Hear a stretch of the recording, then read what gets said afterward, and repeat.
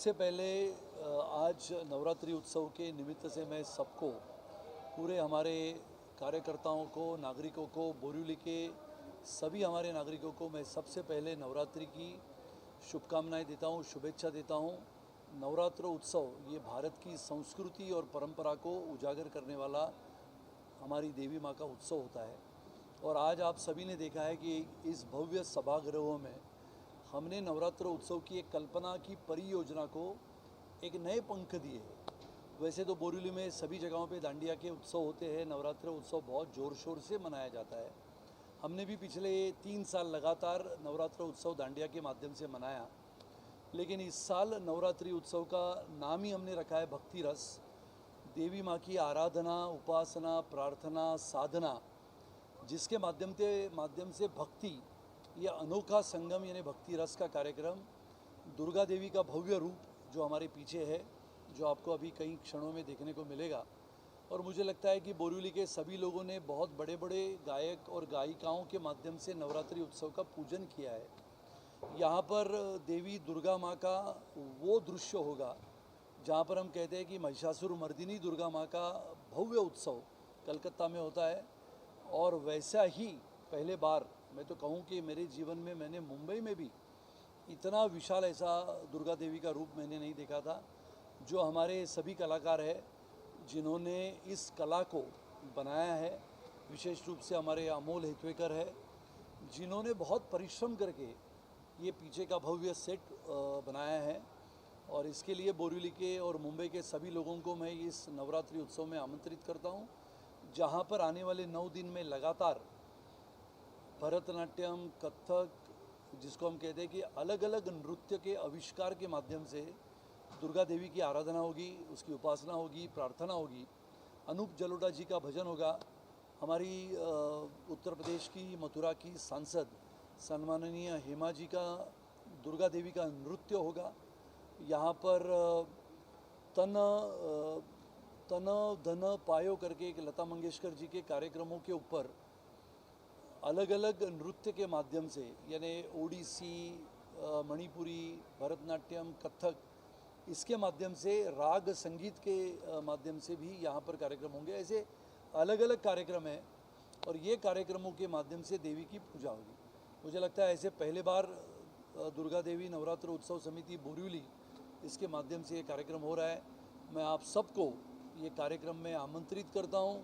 बोरिवली के साथ साथ जो उत्तर मुंबई की जनता है और जो जनता विरार से मुंबई तक है जो आना चाहती है, उन सबको हमारे भक्ति रस के इस कार्यक्रम में आने के लिए ऑनलाइन पे आप जाइए। कोई इसकी फ़ीस नहीं है, कोई पैसे भरने नहीं है और आपको निःशुल्क इस कार्यक्रम में आने मिलेगा। और माँ दुर्गा देवी की वो आराधना और वो उपासना आपको करने का मौका मिलेगा। सुधीर जी, जिस तरीके से आपने कहा कि भक्ति के जो माहौल है वो आप बोरीवली में तैयार करना चाहते हो, कि दूसरी तरफ यहाँ पर बिजनेस देखा जाता है, नवरात्र आते से ही लोग पासेस वगैरह बांटने लगते हैं, तो क्या थॉट है कि इन सभी चीज़ों से लोगों को निकाल कर एक भक्ति में माहौल में ढालना चाहिए? नहीं, वैसे पासेस के बारे में देखो, ऐसा है कि सब जगह पे जो नवरात्रि होते हैं वो नवरात्रियों का भी मैं समर्थन करता हूँ, होने भी चाहिए। उसकी कीमत भी बहुत ज़्यादा होती है। और जैसा हम देखते हैं कि स्टेज लगाना, वहाँ पर फलियों के माध्यम से बड़े ग्राउंड को सजाना, बड़े बड़े गायिका को लाना, लेकिन वहाँ पर पासेस या टिकट ये होना, मैं समझता हूँ कि बहुत ही, अगर हम निःशुल्क रखें सभी चीज़ों को तो उसकी भी कोई वैल्यू नहीं होती है। हम देखते हैं कि इसके लिए उसकी जो कीमत है, हर कोई चीज़ की कीमत तो होती है। अच्छा, अगर आप चित्रपट देखने को जाते हो तो भी हम पैसे भरते ही है। तो मुझे लगता है कि वो सभी नवरात्रियों को भी मैं शुभेच्छा देता हूँ। बहुत मेहनत और परिश्रम से भी वो नवरात्रियों को वो सजाते हैं, लोग भी आते हैं, आनंद लेते हैं, बड़ी बड़ी गायिकाएँ वहाँ पर आती है। उन सभी को, और बोरिवली में नवरात्रियों की तो धूम चलती है, तो इसके लिए मैंने दांडिया से थोड़ा हटके भक्ति के मार्ग में लोगों को लेके चलने का एक प्रयास है और लोग इसमें बिल्कुल आनंद से भक्ति रस का आनंद लेंगे। सर, इस तरीके का थॉट्स क्यों आया, जहाँ पर लोग अलग माहौल लेकर चल रहे हैं, आप यहाँ पर बिजनेस नहीं देखकर लोगों में एक भक्ति में माहौल रेडी करने की तैयारी कर रहे हैं? मैं तो आपको कहता हूँ कि पिछले 27-28 वर्षों से मैं राजनीति में हूँ। राजनीति से बाहर सांस्कृतिक कार्यक्रम जब भी कभी मैं करता हूँ, चाहे सांस्कृतिक हो, सामाजिक हो या देश के लिए जो कार्यक्रम हो, वो सबके सोचने के बाहर जाके मैं सोचता हूँ। जैसे हमारा वन फॉर ऑल कार्यक्रम है, जो हमारे देश की सेवा करते समय अपनी देश की सीमा को सुरक्षित रखने वाला जवान अपने प्राणों का बलिदान कर देता है, उसके घरों में झांक के उनके परिवार को मदद करने के लिए मैं स्वयं पूरे देश भर में जाता हूँ। मणिपुर से लेके मिज़ोरम तक, मिज़ोरम से लेके नागालैंड तक, नागालैंड से लेके सिक्किम तक अपने जवान बॉर्डर पे पहरा देते हैं। गोलीबारी होती है, आतंकवादियों के साथ जूझते समय जख्मी हो जाते हैं, तो उनको वहाँ से सरहद से लेके अपने अस्पताल तक लाने के लिए 8-8 एम्बुलेंस मैंने उन राज्यों में दी है। ऐसे बहुत सारे काम सामाजिक जीवन में मैं करता हूँ, सांस्कृतिक में भी करता हूँ। और इसके लिए मुझे लगता है कि जब ये मेरे मन में बात आई, ये तो माँ देवी की कृपा थी कि दांडिया के इस धूम में कुछ अलग, कुछ हटके करने का एक मौका, ये सौभाग्य है कि देवी माँ ने मुझे दिया। और कुछ क्षणों में मैं आप लोगों के लिए देवी माँ की जो प्रतिमाएं हमारे जिन कलाकारों ने बनाई हैं, उसका रूप आप जब देखोगे और शाम को यहाँ पर जिस प्रकार से नृत्य के माध्यम से देवी की आराधना होगी, वो आराधना और साधना देख के ये संगम जो है, ये भक्ति का बहुत बेहतरीन और अद्भुत संगम होगा, ऐसा मुझे लगता है। तो युवाओं को भी आने वाले संस्कृति के बारे में आप बताना चाहते हैं? जो लोग भूलते जा रहे हैं, कहीं ना कहीं ऐसे करने से लोगों के बीच में वो बना रहेगा। नहीं, युवाओं को तो प्रेरित, देखो अभी ऐसा है कि यहाँ पर जिन युवाओं के माध्यम से नृत्य होगा, वहाँ को रोज़गार मिला है। जो फिल्मों में काम करने वाले लोग हैं उनको भी मिला। संगीत के क्षेत्र में काम करने वाले अनूप जी जैसे, अनूप जलोटा जी जैसे बहुत श्रेष्ठ संगीतकार और गायक है, जिन्होंने भजन की एक सीमा जो पहले तय हुआ करती थी, उस सीमा को इतने ऊंचाई पर लेके गए अपने भजन से, अपने आवाज़ से। तो मुझे लगता है कि युवाओं ने भी भारत की संस्कृति और परंपरा को कहीं ना कहीं देखना चाहिए।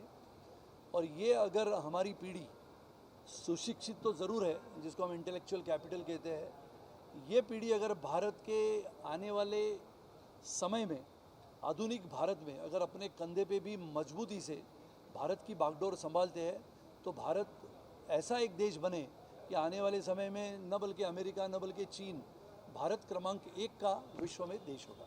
मुंबई में नवरात्रि का इंतजार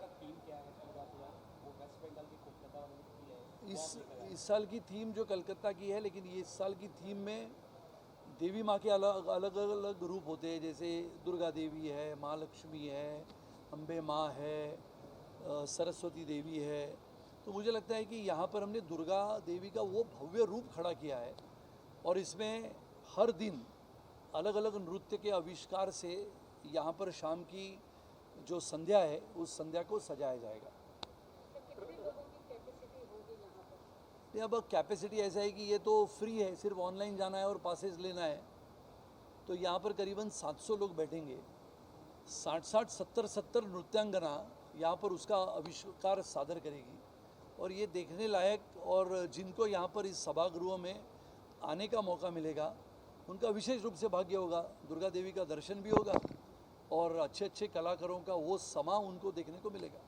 राणा साहब, नवरात्रि की बात करें तो यहाँ पे लोग साल भर से इसीलिए इंतजार करते हैं कि 9 दिन नाचने, गरबा करने का अवसर मिलता है।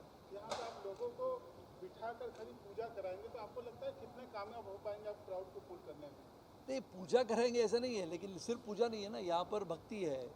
आप विचार करो, दांडिया खेलने के लिए जो वर्ग जाता है, और जो 40 के बाद का वर्ग है, 45 के बाद का वर्ग है, वो क्या करता है? तो वो मंदिरों में जाता है, पूजा करता है, देवी माँ के चरणों में प्रार्थना अर्पण करता है। तो ये आप अगर किसी से पैसा लेते हो और उनको लाते हो तो बात अलग है। यहाँ पर तो बना बनाया सभागृह है, जिसको भक्ति के लिए आना है वो तो आया चाहिए। तो इसके लिए उसकी कोई चिंता नहीं है। चिंता तो थी ये बनाने की, और ये तो देवी माँ के आशीर्वाद से और हमारे कार्यकर्ताओं की मेहनत से और कलाकारों के विशेष परिश्रम से ये बना है।